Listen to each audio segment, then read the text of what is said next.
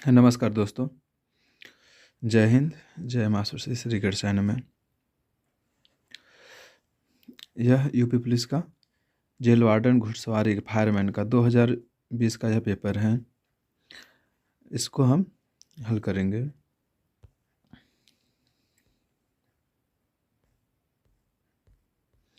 आइए इसका पहला क्वेश्चन देखते हैं। इसका पहला क्वेश्चन है, इनमें से जिसका जन्म अंडे से होता है को व्यक्त करने वाला एक शब्द है। इसका सही आंसर है अंडज। इसका सही आंसर क्या है? अंडज इसका सही आंसर है।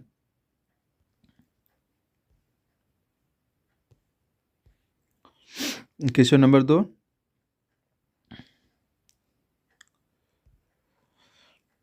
अमृत का अनेकार्थक शब्द नहीं है।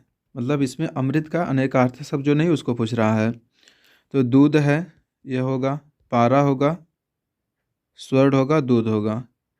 मोती यह अमृत का अनेकार्थक शब्द नहीं है, तो यह गलत है। लेकिन हमारा इसमें आंसर का सही क्या होगा? मोती ही होगा। आइए इसका एक्सप्लेनेशन देखते हैं। स्वर्ण, जल, पारा, दूध, अन्य आदि अमृत के अनेकार्थक शब्द हैं, जबकि मोती अमृत का अनेकार्थक शब्द नहीं है।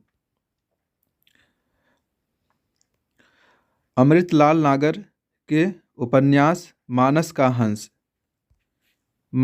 हंस की कथा वस्तु है। ऑप्शन ए बुंदेलखंड का सांस्कृतिक जीवन, नहीं ये तो नहीं होगा। ऑप्शन बी हंसोन्मुख बुद्धिकालीन भारत, लोरिक चंद्र की काल लोक कथा, तुलसीदास का मानसिक विकास। इसका ऑप्शन होगा तुलसीदास का मानसिक विकास। आइए इसका एक्सप्लेनेशन देखते हैं। मानस का हंस अमृतलाल नागर द्वारा रचित हिंदी का प्रसिद्ध उपन्यास है। इस उपन्यास में रामचरितमानस के लोकप्रिय लेखक हैं। दोस्तों, यह सेट पूरा 37 नंबर का सेट है। इसमें हम इसको पूरा करेंगे। जो यहाँ से क्वेश्चन इसको ऐसे आएगा। क्वेश्चन नंबर 4 देखते हैं। गंगा मैया उपन्यास के लेखक कौन हैं? लेखक हैं गंगा मैया उपन्यास के लेखक कौन हैं? तो इसके हम देखते हैं। नागार्जुन, भैरव प्रसाद गुप्ता, राही मासूम रज्जा, डी अब्दुल बिस्मिल्लाह। तो इसका सही ऑप्शन हो जाएगा भैरव प्रसाद गुप्ता। इसका सही ऑप्शन क्या हो जाएगा? भैरव प्रसाद गुप्ता। आइए इसका एक्सप्लेनेशन देखते हैं। ऑप्शन उत्तर बी, गंगा मैया उपन्यास के लेखक भैरव प्रसाद गुप्ता हैं।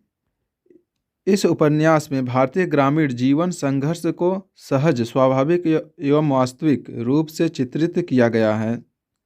भैरव प्रसाद गुप्ता हिंदी साहित्य के प्रगतिशील विचारधारा के कहानीकार एवं उपन्यासकार थे। इनका जन्म 1918 ईस्वी में उत्तर प्रदेश के बलिया जिले में हुआ था।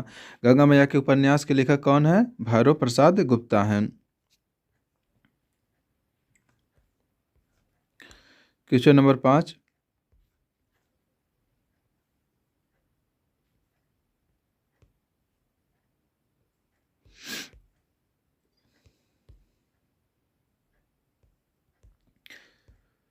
क्वेश्चन नंबर 5 क्या है?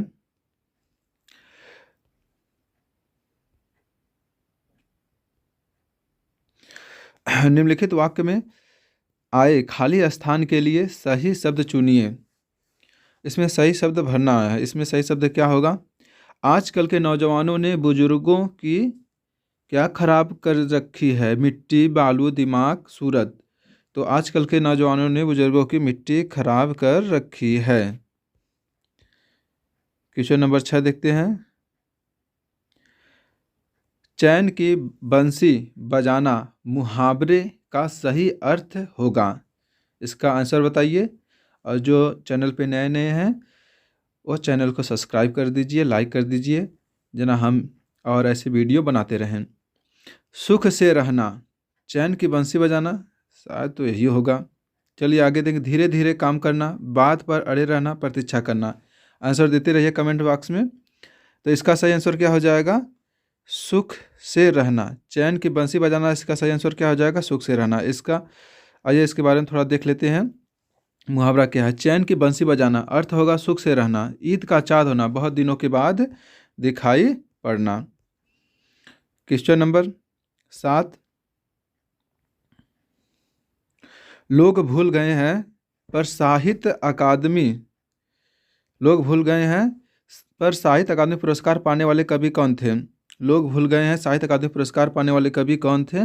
गिरिजा कुमारी माथुर, रघुवीर सहाय, कुंवर नारायण त्रिलोचन। आंसर इसका कमेंट बॉक्स दीजिए। इसका सही आंसर हो जाएगा रघुवीर सहाय। इसका सही आंसर क्या हो जाएगा? रघुवीर सहाय इसका सही आंसर हो जाएगा। आइए इनके बारे में थोड़ा देखते हैं। लोग भूल गए हैं रघुवीर सहाय का कविता संग्रह है, जिसे वर्ष 1984 ईस्वी में हिंदी भाषा में साहित्य अकादमी पुरस्कार प्रदान किया गया। वर्ष 2022 का हिंदी भाषा का साहित्य अकादमी पुरस्कार बद्री नारायण को उनके काव्य संग्रह तुमडी के शब्द के लिए दिया गया।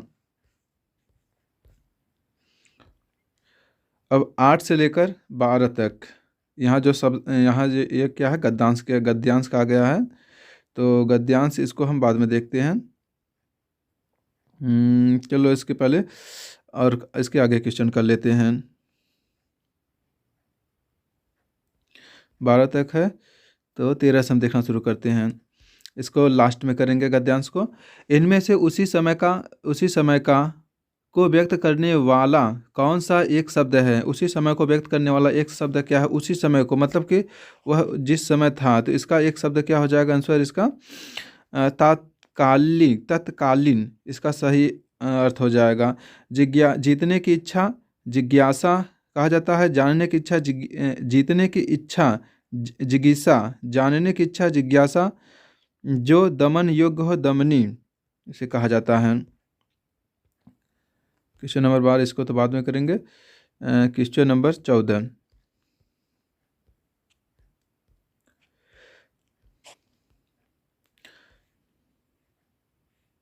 इसमें दिया है कृत प्रत्ययों के संयोग से बनने वाली क्रिया को क्या कहते हैं? कृत प्रत्यय के संयोग से बनने वाली क्रिया को क्या कहते हैं? कृदंत कहते हैं। क्या कहते हैं? कृदंत। कृत प्रत्यय के संयोग से बनने वाली क्रिया कृदंत कहते हैं। आइए एक्सप्लेनेशन देख लेते हैं। जो शब्द इसका सही आंसर हो जाएगा कृदंत हो जाएगा। जो शब्द रचना के निमित्त शब्द के पीछे लगाया जाता है, जैसे बूढ़ा में पा प्रत्यय लगाकर बुढ़ापा बन जाता है। कृत प्रत्यय के संयोग से बनने वाले क्रिया को कृदंत कहते हैं। जो क्रिया के जो पीछे लगता है उसे कृदंत कहते हैं। जैसे जात में अक प्रत्यय लगाकर जातक बनाया जाता है। ठीक है, आइए अब क्वेश्चन नंबर 15 देखते हैं।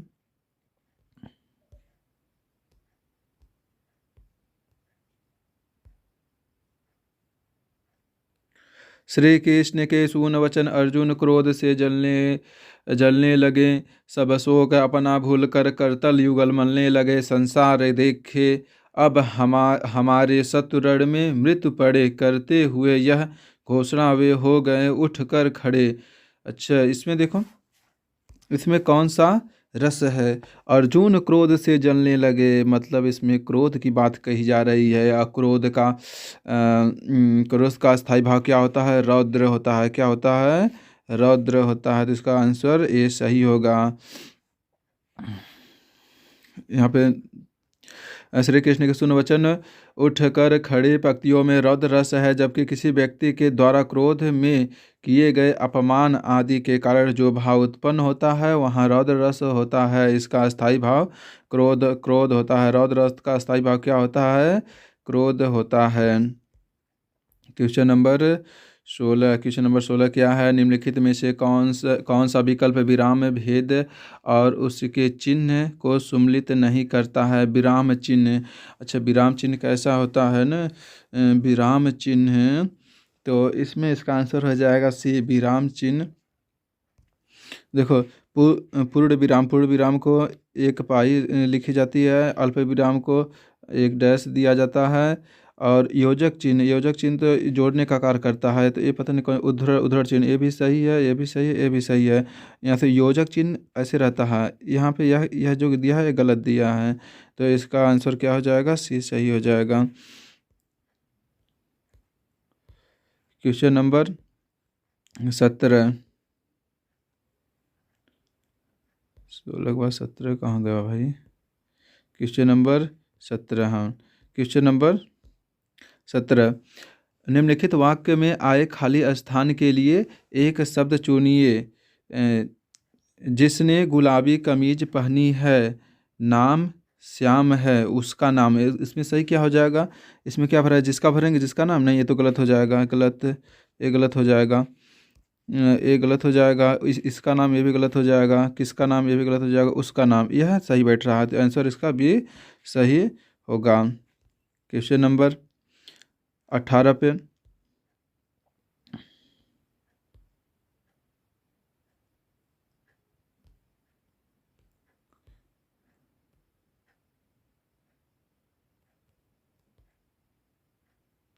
क्वेश्चन नंबर 18 क्या है, चाबुक निबंध संग्रह के रचनाकार हैं। चाबुक निबंध संग्रह के रचनाकार कौन है, इसमें पूछ रहे हैं, चाबुक निबंध संग्रहकार के रचनाकार कौन है, तो इसका सही आंसर हो जाएगा सूर्यकांत त्रिपाठी निराला। चाबुक, यह साहित्य अकादमी इन्हें इस पे मिला था, अच्छा इनको देख लेते हैं। चाबुक निबंध संग्रह के रचनाकार सूर्यकांत त्रिपाठी निराला हैं। यह हिंदी कविता के छायावादी युग के 4 प्रमुख स्तंभों में से एक हैं। इनकी प्रमुख रचनाओं में कौन कौन सी हो जाएगा, इनकी प्रमुख रचनाओं में अनामिका, परिमल, गीतिका, तुलसीदास, कुकुरमुत्ता, बिलेसुर, बकरिया, चतुरी चमार, राम की शक्ति पूजा, कविता संग्रह आदि इनकी प्रमुख रचनाएं हैं। क्वेश्चन नंबर 19, भोर विहीन निशांत निम्नलिखित में से किसके पर्यायवाची हैं। भोर विहीन निशांत किसके पर्यायवाची हैं, तो ये देखो, भोर क्या हो जाता है, सुबह है, सुबह होती है, विहीन निशांत, तो भोर जो सुबह प्रातः प्रातः कह सकते हैं, तो इसमें प्रातः दिया है, हाँ, प्रातः सी आंसर दिया, तो इसका यही सही होगा। भोर विहीन निशांत प्रातः काल के पर्यायवाची हैं। इसका देख लेते हैं, भोर विहीन निशांत सवेरा प्रातःकाल आदि शब्द प्रभात के पर्यायवाची शब्द हैं। दिवस दीवावार प्रमार वासर तथा गोधुलु शामकाल संध्या। अच्छा, गोधुलु शामकाल साँझ संध्या क्रमशः दिन और शाम के हैं। ये सब, ये जो गोधुलु श्यामकाल साँझ संध्या श्याम का पर्यायवाची शब्द है। अगर दोस्तों समझ में आ रहा है तो लाइक करते रहिए, और आइए क्वेश्चन पे हम चलते हैं। 20, क्वेश्चन नंबर 20 क्या है, क्वेश्चन नंबर 20 क्या है, तुलसीकृत शब्द का समास विग्रह करने के पर करण कारक की कौन सी विभक्ति होती है। तुलसीकृत, तुलसी के द्वारा कृत, ऐसे कर सकते हैं, तो इसका आंसर क्या सही हो जाएगा, तुलसीकृत। इसका संदर्भ है तुलसी के द्वारा कृत या तुलसी से कृत, इसका सही आंसर हो जाएगा के द्वारा होगा, तो इसका ऑप्शन ए सही है। क्वेश्चन नंबर 21 क्या है, निम्नलिखित में से कौन सा विकल्प वाक्यांश और उनके लिए एक शब्द की सही जोड़ी नहीं है। अच्छा, इसमें सही जोड़ी नहीं है। जो बहुत बोलता हो वाचाल, उसे वाचाल कहते हैं, सही है। जो कुछ नहीं जानता है अज्ञ, सही है। जो मापा न जा सके अपरिमेय, सही है। जो अनुकरण करने योग्य हो उसे अनुकरणीय कहते हैं, विश्वसनीय नहीं, तो यह सही नहीं है। तो इसमें सही जो पूछ रहा है, तो इसका सही आंसर होगा डी ही सही आंसर होगा। इसका आंसर कौन सा सही होगा, डी ही सही होगा। फिर हम डी पे लगाएंगे, नहीं पूछा है तो ये वाला सही नहीं है, तो इसी पे लगाएंगे। ये तो मतलब सही है, लेकिन इसमें इसका आंसर है पूछा नहीं है। आगे समझ में, ठीक है, आगे चलते हैं।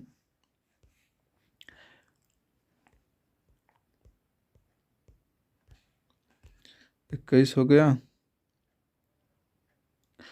21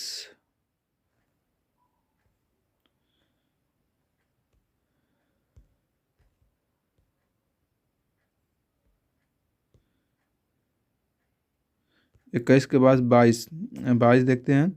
जो भेदा ना जा सके उसे क्या कहते हैं? अभेद कहते हैं। जो भेदा ना जा सके उसे क्या कहते हैं? अभेद कहते हैं। इसका आंसर सी सही है। जो भेदा ना जा सके वाक्यांश के लिए एक शब्द अभेद होता है। क्वेश्चन नंबर 23 23 क्या है? व्याल, उरग, पनग, पनंग निम्नलिखित में से किसके पर्यायवाची शब्द हैं? बताइए। भौरा, हाथी, सियार। नहीं, ब्याल ब्याल होता है। अगर पढ़े होगे ब्याल का सांप का पर्यायवाची होता है। किसका होता है? सांप का पर्यायवाची होता है।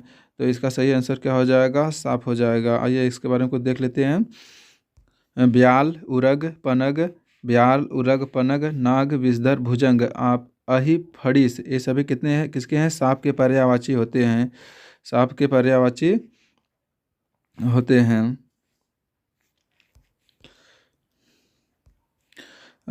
हाथी का हो जाएगा गज, गज, मतंग, गजेंद्र, मदकल। हाथी का भौरा का भ्रमर, भौरा, मधुप, मधुकर, शिलीमुख, अली, ये भौरा का हो जाएगा। क्वेश्चन नंबर 24 यहाँ पढ़ा नहीं जाता वाक्य में कौन सा वाच्य प्रयुक्त हुआ? यहाँ पढ़ा नहीं जाता है कर्मवाच्य। अच्छा, इसमें कर्ता दिख रहा है कहीं पे? नहीं, यहाँ तो कर्ता नहीं मिला है। कर्तृवाच्य, अवधिवाच्य, अवधिवाच्य तो होता ही नहीं है। भाववाच्य, इसमें क्या यहाँ पढ़ा नहीं जाता? इसका सही आंसर क्या हो जाएगा? इसका सही आंसर है बी। यहाँ पे क्या है? यहाँ पे भाववाच्य हो जाएगा। जहाँ पे कर्ता कर्म नहीं मिलते हैं वहाँ पे भाववाच्य होता है। यहाँ पे देखो कर्ता भी नहीं कर्म है, तो इसलिए यहाँ पे क्या हो जाएगा? भाववाच्य होगा। 22 22 के बाद कौन सा था? 24 हो गया। 24 के बाद 25 25 एक बार देख लेते हैं।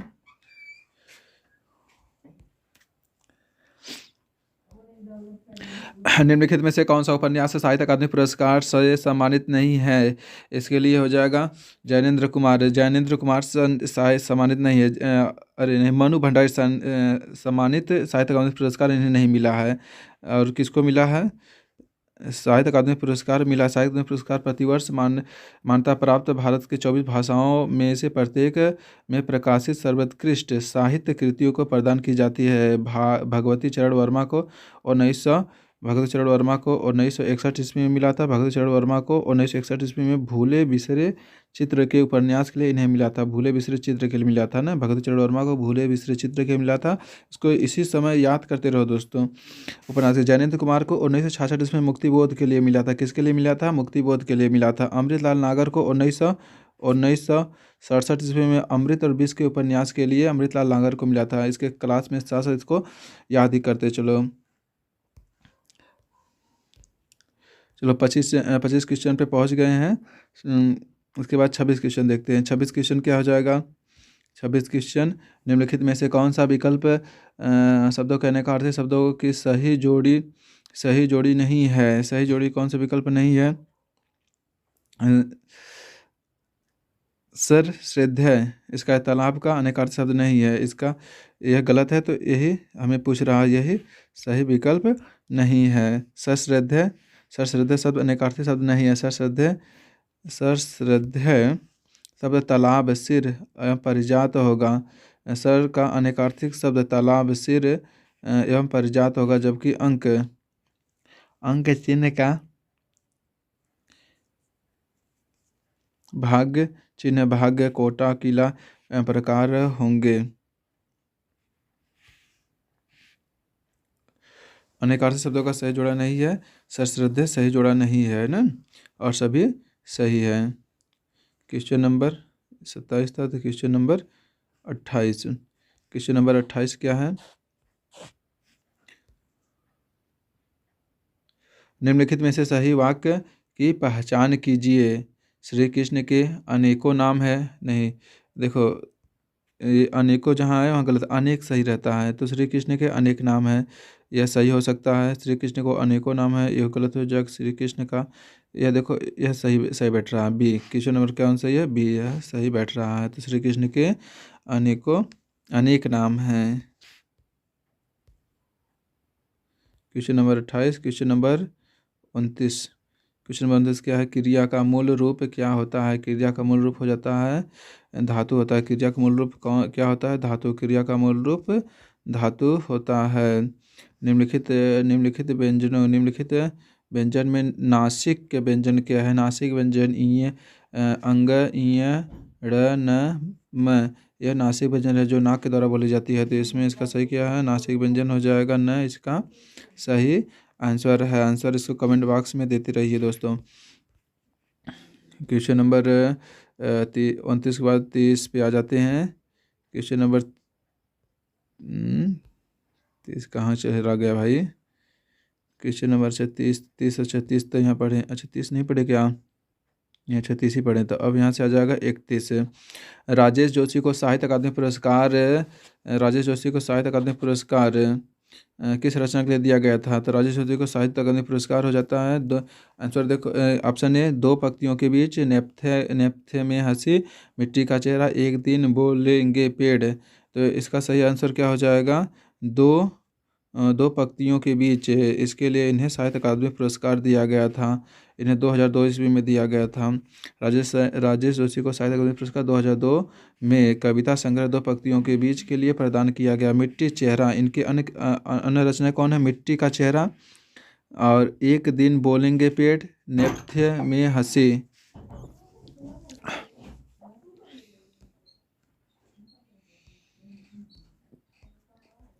क्वेश्चन नंबर 31 होगा। Question number 32।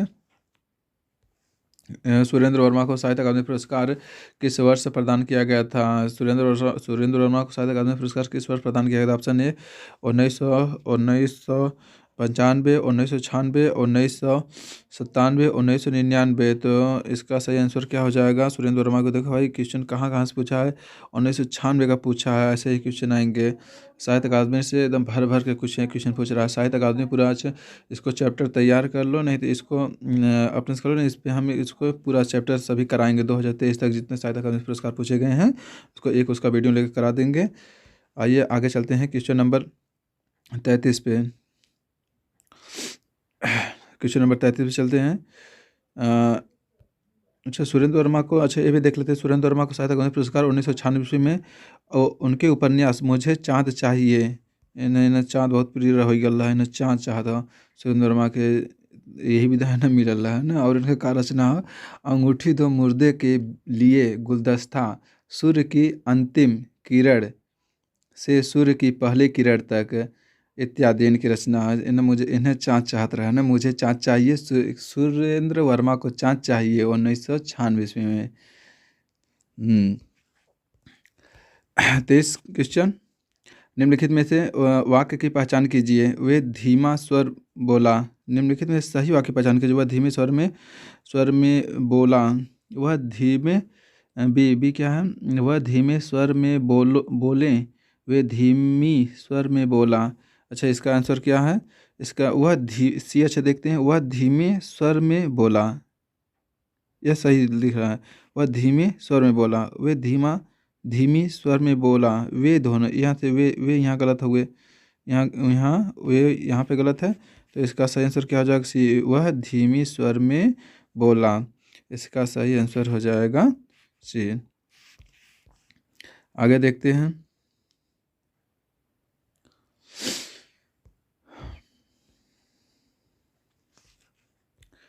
चौंतीस क्वेश्चन तक पहुंच गए हैं। 3-4 क्वेश्चन और बहुत बाकी हैं। मोक्ष प्राप्त शब्द का समास विग्रह करने पर कौन सी विभक्ति होती है? मोक्ष प्राप्त, अच्छा मोक्ष के लिए प्राप्त ये भी कह सकते हैं। तो मोक्ष के लिए समास के लिए यहाँ जुड़ता है, नहीं को मोक्ष को प्राप्त, नहीं गलत हम देखो गलत हैं यहाँ पे। के नहीं होगा, को मोक्ष को प्राप्त। तो मोक्ष को जो प्राप्त होते हैं मोक्ष को प्राप्त होते हैं, तो यहाँ पे विभक्ति को लगेगा। तो इसका सही विभक्ति क्या हो जाएगा?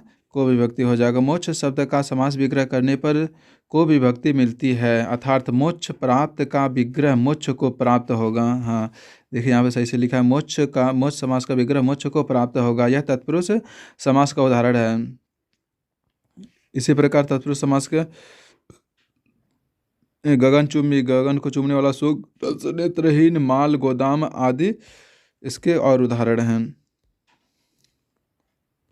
35 साप छछूदर गति होना। साफ छछूदर गति, या पेपर आ रहा है सबकी कैसी गति हो जाएगी, साफ छछूदर की गति हो जाएगी। तो इसका सही आंसर हो जाएगा असमय असमंजस में पढ़ना, मतलब कि निर्णय सही नहीं ले पाना, असमंजस में पढ़ना कि इधर क्या करूं, तो साफ साफ छछूदर की गति हो जाती है ना। आइए कुछ मुहावरा देख लेते हैं। साफ छछूदर गति होना, मुहावरे का असमंजस में होना, हवा हाथ पाँव फूलना, डर डर जाना या घबरा जाना, हाथ पाँव फूलना, डर जाना या घबरा जाना। हाथ पाँव फूलने का होता है। क्वेश्चन नंबर 36, निम्नलिखित में से कौन सा विकल्प सम्मिलित नहीं है, निम्नलिखित में से कौन सा विकल्प सम्मिलित नहीं है। अनुप्रास समान व्यंजकों की आवृत्ति होती है, सही है। अनुप्रास अलंकार में वो व्यंजनों की आवृत्ति होती है। श्लेष एक शब्द के दो या दो से अधिक अर्थ निकलते हैं, हाँ, श्लेष अलंकार में एक शब्द के दो या दो से अधिक निकलते हैं। वहीं वहीं यमक में एक ही शब्द के दो से एक ही एक शब्द दो या दो से अधिक बार आया, उसका अलग अलग अर्थ होता है, तो यमक अलंकार कहते हैं। उत्प्रेक्षा अलंकार में संभावना व्यक्त की जाती है, मानो मनु जानो जनहु आदि शब्द उत्प्रेक्षा अलंकार में आते हैं। संदेह जहाँ उपमा में उपमेय का संदेह प्रकट होता है, संदेह जहाँ उपमा में उपमेय का संदेह प्रकट होता है, उसे संदेह अलंकार नहीं है, यह इसका सही नहीं है। ये संदेह जहाँ होता है वहाँ पर हो जाता है उपमा अलंकार होता है ना। तो इसका क्या सही है, इसका यह सही नहीं है, डी सही नहीं है, तो इसका डी आंसर लगेगा।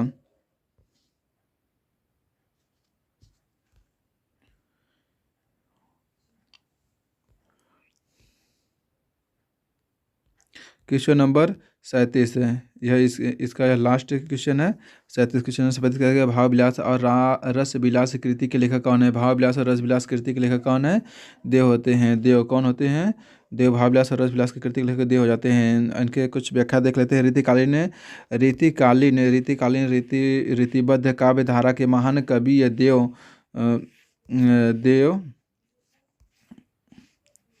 का महान कवि देव का जन्म इटावा उत्तर प्रदेश में हुआ था। भाव विलास, रस विलास, प्रेम तरंग, अष्टायम, प्रेम चंद्रिका, भवानी विलास आदि इनकी प्रमुख रचनाएं हैं। काव्य कौशल की दृष्टि से इन्हें बिहारी के समकक्ष माना जाता है। देव कवि बहुत इंपॉर्टेंट हैं, इनकी रचना और इनकी रचना से एक बार देख लें। अष्टायम, प्रेम चंद्रिका, भवानी विलास, प्रेम भाव विलास, रस विलास, प्रेम तरंग, इनकी बहुत इंपॉर्टेंट यह रचना है।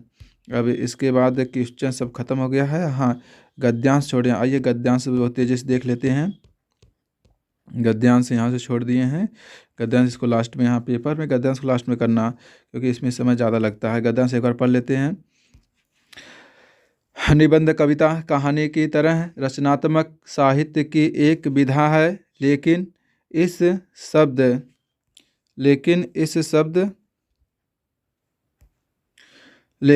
शब्द का प्रयोग किसी विषय की तार्किक और बौद्धिक विवेचना करने वाले लेखों के लिए भी किया जाता है। निबंध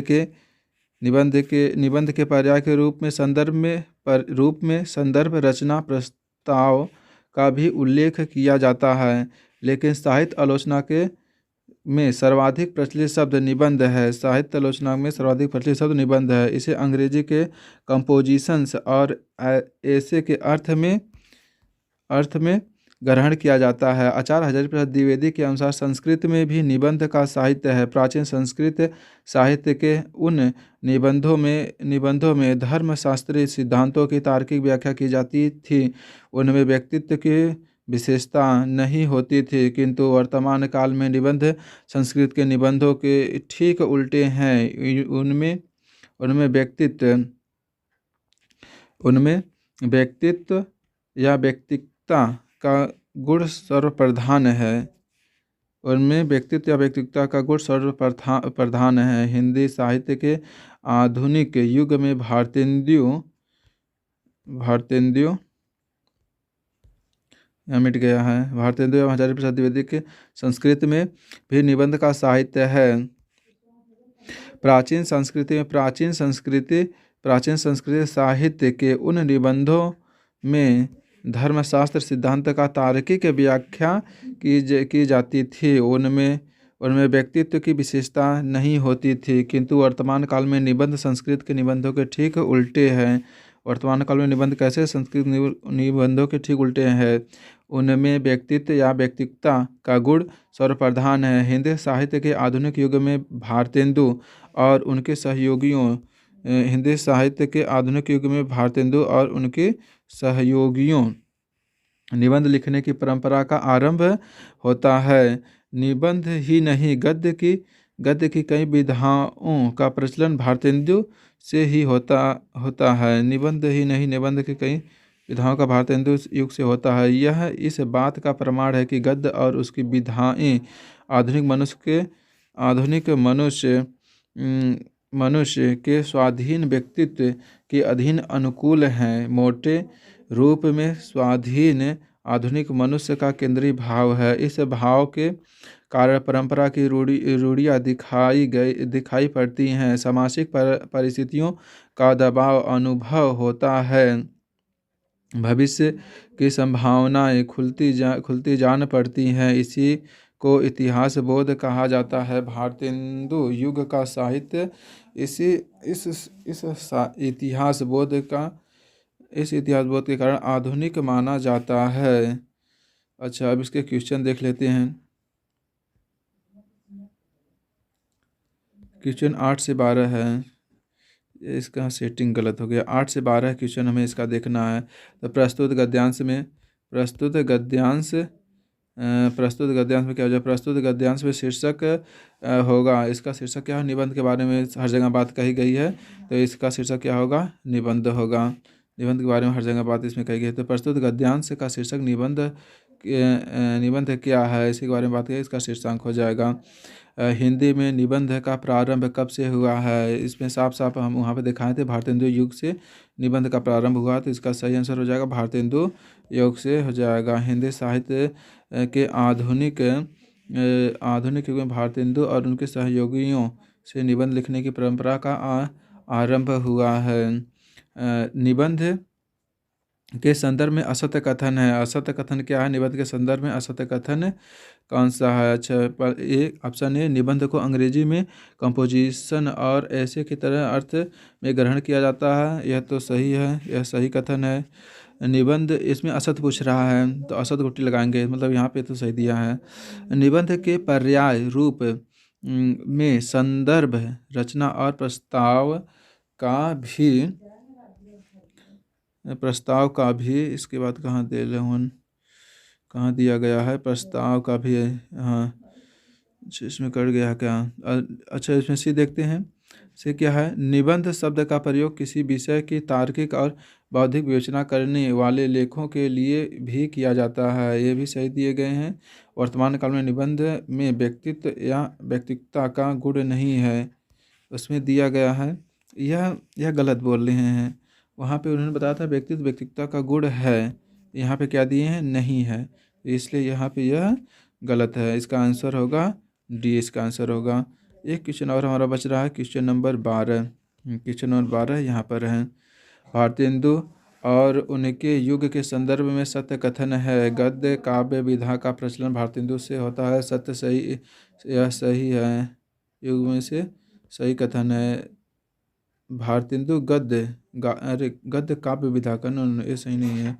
इसमें क्या हो जाएगा, हिंदी साहित्य में भारतेंदु और उनके सहयोगियों से निबंध लिखने की परंपरा का आरंभ हुआ है। इसमें उन्होंने बताया था वहाँ पे कि हिंदी साहित्य में भारतेंदु और उनके सहयोगियों द्वारा निबंध लिखने का आरंभ हुआ। तो अच्छा, इसका आंसर क्या होता है। इसका आंसर बी सही होता है। एक बार इसका देख लें। लास्ट क्वेश्चन है। हिंदी साहित्य में भारतेंदु और उनके सहयोगियों से निबंध लिखने की परंपरा का आरंभ होता है। भारतेंदु और उनके युग के संदर्भ में सत्य कथन है, जबकि अन्य असत्य है। तो यह हमारा लास्ट क्वेश्चन था। अगर आपको अच्छा लगा है तो इसको लाइक करो, सब्सक्राइब करो। और यह हमने कितना क्वेश्चन कराया है, यह हमने 37 पूरा क्वेश्चन इसमें कराए हैं। और इसमें साहित्य ज़्यादा पूछा है, तो साहित्य की क्लास हम लेंगे। और लाइक कर दीजिए, चैनल को सब्सक्राइब कर दीजिए अच्छा लगा हो तो। और कमेंट में ज़रूर कुछ कैसा लगा आपको उसको ज़रूर भेजना। जय हिंद।